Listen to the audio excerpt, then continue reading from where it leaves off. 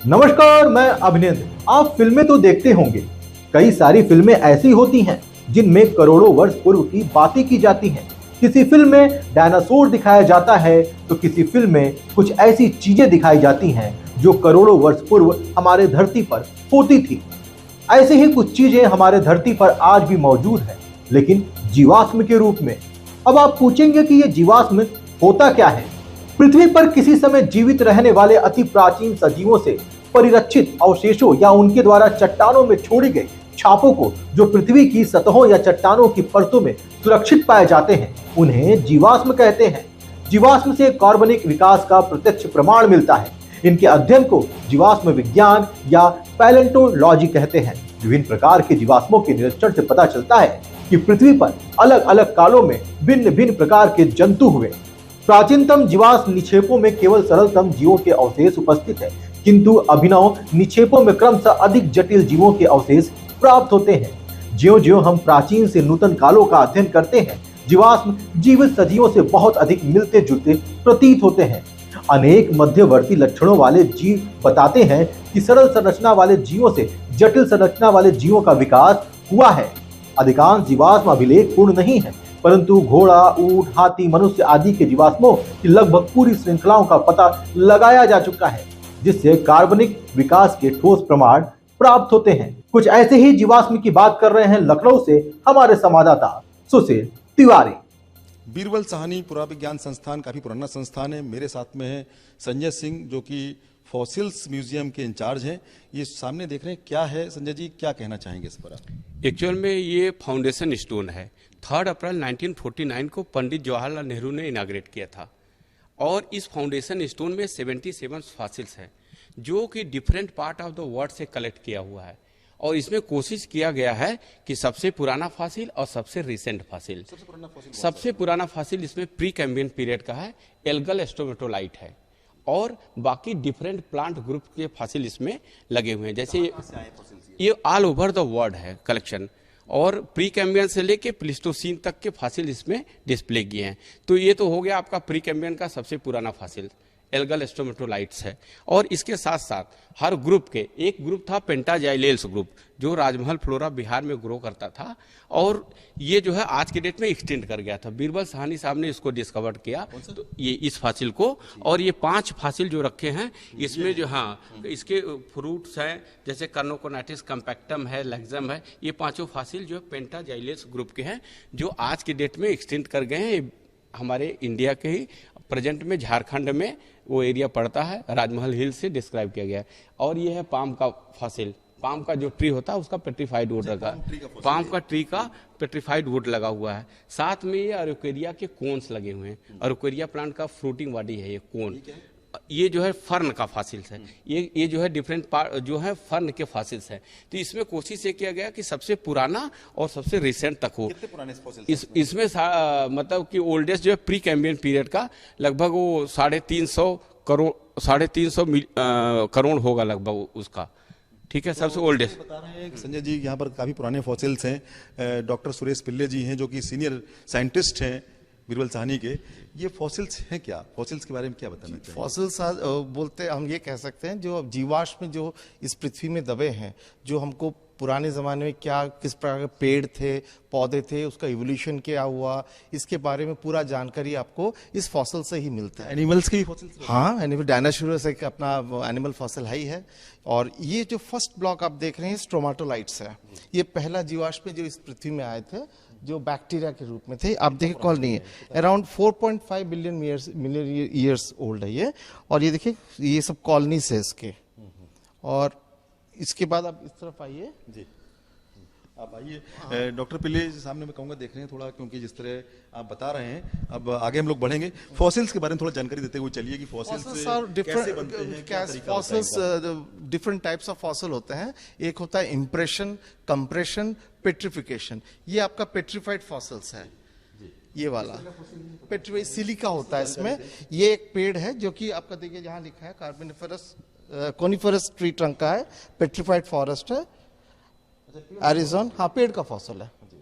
ठीक है, ये लगभग ट्रायसिक का कितना होगा एज? लगभग ये 20 करोड़ वर्ष पुराना फॉसिल है, काफी पुराना फॉसिल है। आप देख सकते हैं इस फॉसिल्स में। और मेरे साथ में एक वैज्ञानिक और हैं। मैडम, आपका नाम क्या है?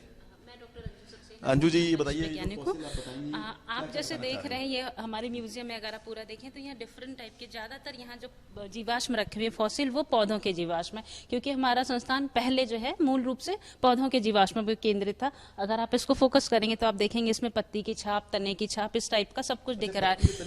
हाँ बिल्कुल, ये देखिए, ये पूरा पत्ती दिख रहा है, और अगर ये देखें यहाँ भी पत्ती दिख रहा है। ये सब इंप्रेशन कॉम्प्रेशन जैसे अभी सर बता रहे थे वैसे ही बनते, जैसे हम लोग गीली मिट्टी के तालाब के किनारे जाएं और हमारे पैरों के निशान पड़ जाते, उसी तरह से इसमें फॉसिल पत्तियों के निशान पड़े और ये प्रिजर्व हो गए, दब गए। तो लाखों साल बन जाते हैं इसको पत्थर बनने में, और ये ऐसे ही प्रिजर्व। ये हमको बताते हैं कि आज से 20-25 करोड़ साल पहले किस प्रकार की वनस्पति थी, तब से लेकर के अब तक पृथ्वी में कैसे जीवाश्मों की, जीव जंतुओं की उत्पत्ति हुई है।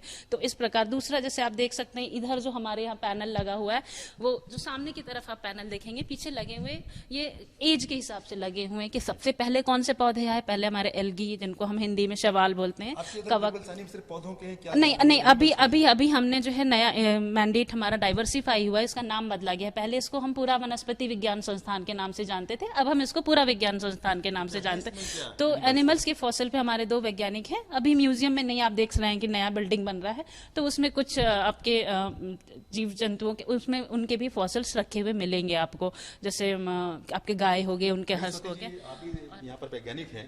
स्वाति जी, क्या बताना चाहेंगी दर्शकों को? जैसे कि आपने कहा फॉसिल्स क्या हैं, तो फॉसिल्स जैसे इम्प्रेशंस भी हो सकते हैं, ट्रेस फॉसिल्स भी हो सकते हैं। जैसे कि आपने जुरासिक पार्क पिक्चर फिल्म देखी होगी, तो उसमें देखा होगा कि डायनासोर्स के डंग, तो वो भी एक तरह के ट्रेस फॉसिल्स हैं, जिससे हमें ये पता चलता है कि उसको अगर हम उस पर रिसर्च करें तो हमें पता चलेगा कि उसका खान पान कैसा था, ऐसी कौन सी वनस्पति थी जो डायनासोर खाते थे।